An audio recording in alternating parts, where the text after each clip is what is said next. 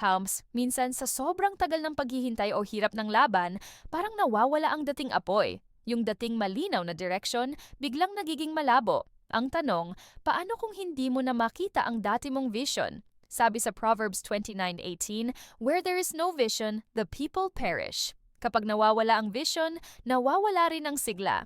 Pero tandaan, hindi ibig sabihin na wala na si Lord. Baka gusto niya lang baguhin ang direksyon o kaya ay patatagin ka muna bago ibigay muli ang malinaw na daan. Si Elijah mismo, nawala ng gana, tumakbo, nagkulong at gustong sumuko. Pero doon, sa katahimikan ng kuweba, narinig niya ang tinig ng Diyos muli. Kapatid, baka kailangan mo lang tumahimik sandali. Hindi para sumuko, kundi para marinig ulit si Lord. Let's pray! Panginoon, salamat dahil kahit nawawala minsan ang liwanag, ikaw ay nananatiling tapat. Palakasin mo ang aking puso sa mga panahong nakakapagod. Ibalik mo ang apoy at pananaw na galing sa iyo. At gabayan mo akong muli sa tamang landas ng buhay. Amen.